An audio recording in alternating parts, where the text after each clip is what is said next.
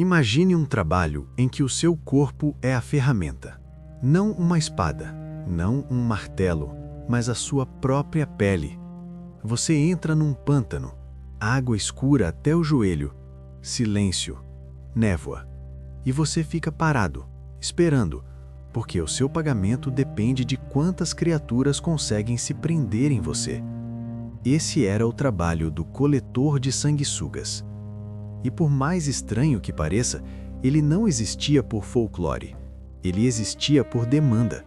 Porque por séculos, em grande parte da Europa, a medicina acreditava que o corpo humano precisava ser equilibrado. E uma das ferramentas mais comuns para corrigir o corpo era tirar sangue. Hoje, isso soa absurdo, mas na lógica daquele mundo fazia sentido. Quando alguém tinha febre, inflamação, dor de cabeça, fraqueza, melancolia ou problemas de pele, a explicação não era vírus ou bactéria. A explicação era excesso. Excesso de sangue, excesso de calor, excesso de humor.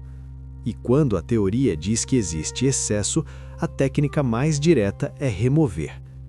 A sangria virou hábito médico e a sanguessuga virou tecnologia biológica. Não era um detalhe, era um setor inteiro da saúde.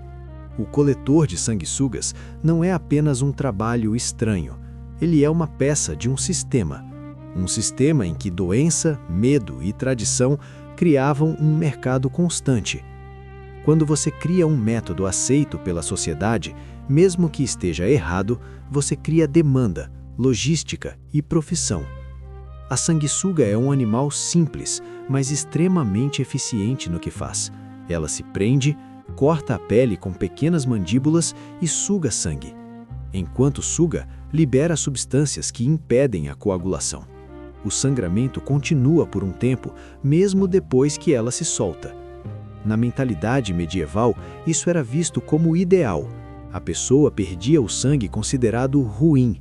O corpo parecia aliviar.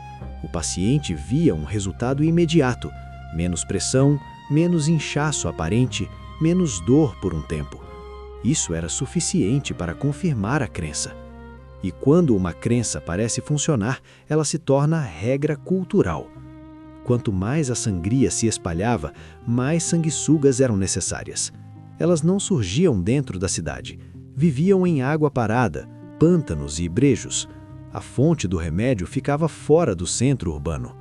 Alguém precisava ir até o lugar sujo, perigoso e isolado para manter o conforto da cidade funcionando. O trabalho do coletor não era curar, era manter o sistema em funcionamento. A sangria funcionava como um ritual de controle. Quando o corpo falhava, o mundo medieval não tinha explicações microscópicas, mas tinha um gesto visível. O médico fazia algo, o sangue saía, o paciente acreditava, isso acalmava.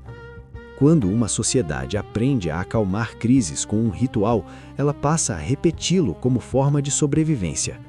Quando falta ciência, sobra procedimento. Quando falta certeza, sobra repetição. O coletor de sanguessugas alimentava essa estrutura.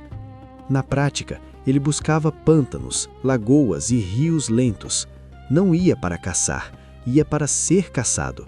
Entrava na água com as pernas expostas ou usava animais para atrair as sanguessugas. Quando elas grudavam, ele retirava uma por uma com cuidado para não danificá-las. Depois, guardava em recipientes com água para mantê-las vivas até a venda. O coletor lidava com dezenas ou centenas de sanguessugas. Cada uma deixava uma ferida. Cada ferida era um risco.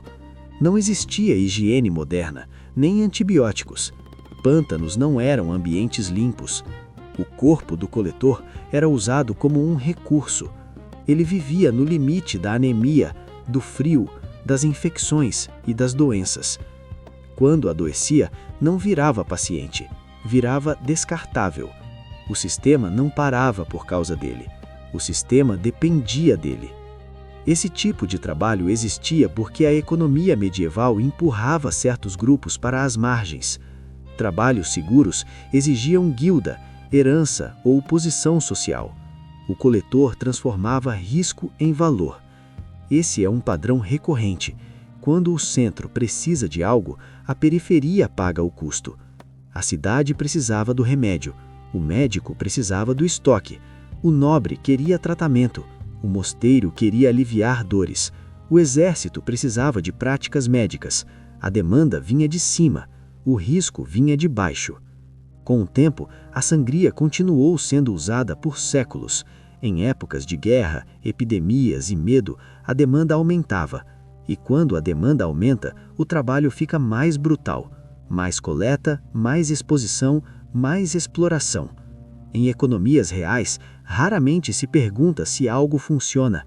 Pergunta-se se as pessoas acreditam. Enquanto acreditarem, o sistema paga.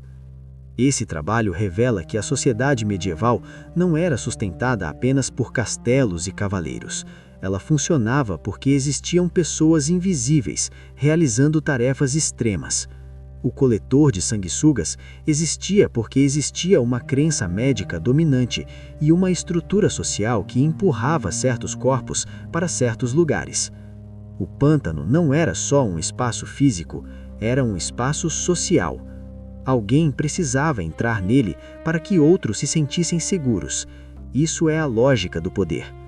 No fim, essa história não é sobre sanguessugas, é sobre como sociedades constroem rotinas para lidar com o medo, e como sempre existe alguém fazendo o trabalho sujo que sustenta a sensação de ordem.